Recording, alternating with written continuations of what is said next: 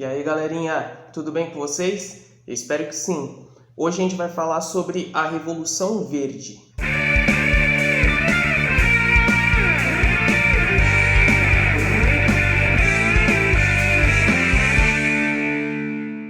Esse termo ele foi criado em 1966 na Conferência de Washington, mas já haviam estudos desde o século XIX para desenvolver algumas tecnologias para a produção agrícola. O principal intuito da Revolução Verde era criar tecnologias para reduzir ou mesmo extinguir a fome no mundo inteiro.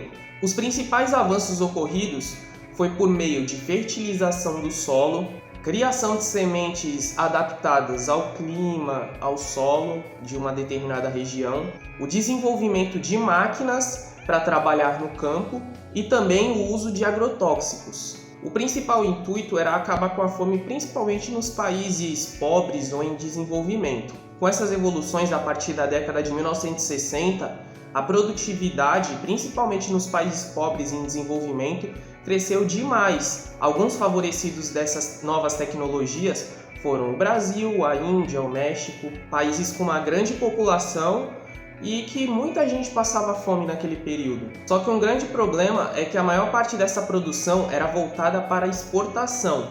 Então, muitas vezes esses países pobres pegavam boa parte do que eles produziam, mesmo produzindo em larga escala, e vendiam para os países desenvolvidos, como os Estados Unidos, os países da Europa Ocidental e para o Japão também. Como o Brasil era um dos principais produtores mundiais, batendo recorde atrás de recorde, o governo, que na época era a ditadura militar aqui no país, eles desenvolveram uma agência para ficar responsável exclusivamente pelas pesquisas em relação à agricultura e pecuária. O nome dessa empresa é Embrapa, que significa Empresa Brasileira de Pesquisa Agropecuária.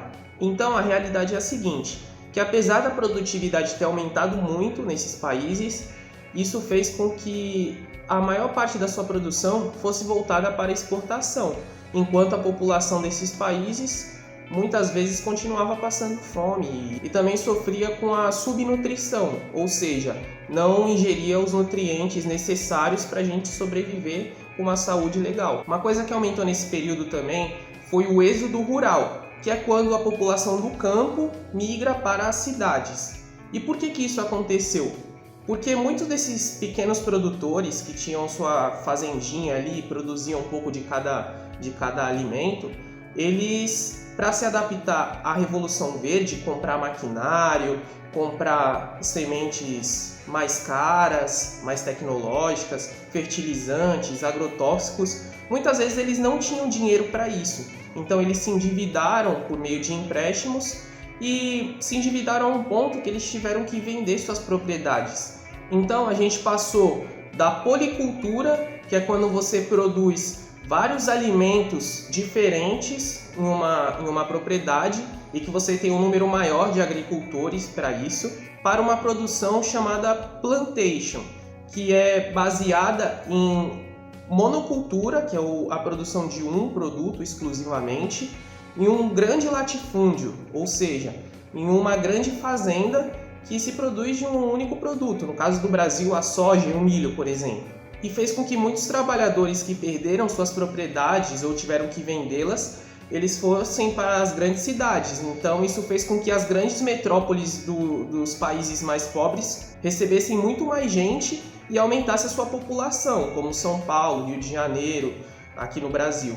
A Revolução Verde também é insustentável falando ecologicamente, porque há o aumento do desmatamento, que causa mais pragas e, consequentemente, aumenta o uso de agrotóxicos, o que é nocivo tanto para a nossa saúde, para a saúde dos seres humanos, assim como para os animais e para os ecossistemas. Além de que os agrotóxicos eles também se infiltram no solo e pode contaminar o lençol freático, que muitas vezes é utilizado tanto para irrigar as plantações, como também a gente usa para beber a água. Pode ser por meio de poços artesianos ou encanamentos mesmo.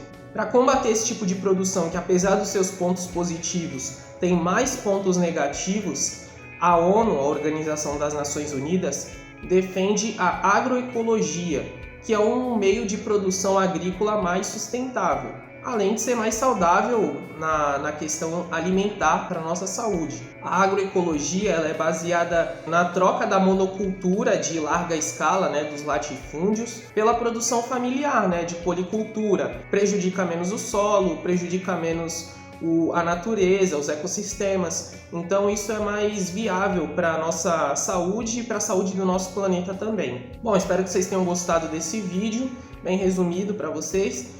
Não esquece de deixar o like, se inscreva no canal e compartilhe o vídeo com seus amigos, beleza? Valeu!